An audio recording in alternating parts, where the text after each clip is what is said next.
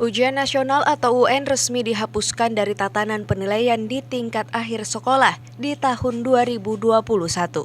Kebijakan tersebut dikeluarkan Mendikbud Nadiem Makarim saat rapat koordinasi bersama Dinas Pendidikan Provinsi dan Kabupaten Kota se-Indonesia pada Rabu 11 Desember 2019.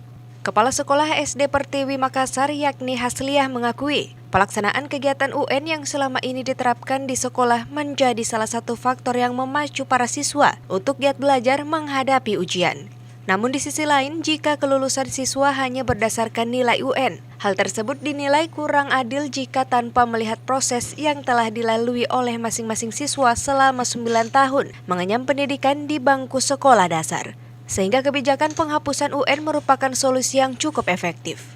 Kalau pemerintah yang melakukan regulasi, pastilah kita semua harus ikut. Terkait setuju atau tidak, ya harus. Saya pribadi mengikuti saja karena saya pikir pasti itu ada baiknya, ada plusnya, dan kita sebagai orang terdepan di bidang pendidikan harus mendukung program pemerintah, dengan catatan pemerintah juga mensupport kami dengan tadi itu seperti itu, kesiapan guru, mau tidak mau harus ada arahan, harus ada petunjuk yang jelas. Salah satu guru SD Pertiwi Lis Bulkis mengatakan, kebijakan penghapusan UN tentu membawa angin segar bagi dunia pendidikan, di mana selama ini di tingkat sekolah dasar, siswa tidak hanya dinilai dari pengetahuan, tetapi juga penilaian terhadap akhlak, sikap atau karakter, serta agamanya. Sedangkan di UN hanya 3 mata pelajaran wajib yang diujiankan, yakni matematika, IPA, serta bahasa Indonesia. Sehingga regulasi penghapusan UN dinilai sudah sangat bijak untuk diterapkan.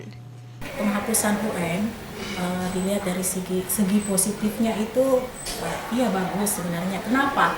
Dari segi positifnya itu penilaian UN untuk sekolah dasar, SMP sampai SMA itu kan hanya 3 mata pelajaran. Hanya bahasa Indonesia, matematika, IPA. Kalau dipikirkan anak-anak belajar bukan hanya 3 mata pelajaran, ada yang lain. Kok itu kenapa tidak dinilai? Kemudian dan menilainya hanya pengetahuannya saja.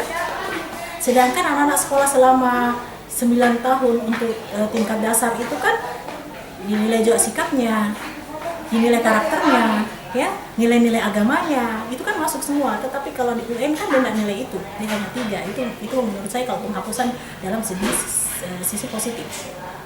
Ya kalau negatifnya, saya rasa untuk mengukur, kita tidak tahu secara nasional pengukurannya. Anak-anak di tingkat Sulawesi, Jawa, Sumatera, itu yang mau diukur, itu sisi negatifnya pengukuran nih, bahwa Sumatera tingkat kecerdasannya anak-anak itu seberapa, Jawa seberapa. Dengan adanya UN kemarin memang bisa diukur bahwa kecerdasan anak-anak setiap pulau atau setiap daerah itu berbeda karena adanya UN, itu kelebihannya. Meski demikian, Lis mengakui pelaksanaan ujian nasional atau UN menjadi salah satu alat untuk mengukur kemampuan siswa dari seluruh pelosok Indonesia, sehingga dengan demikian UN juga dapat digunakan untuk meningkatkan kompetensi masing-masing siswa dari berbagai daerah.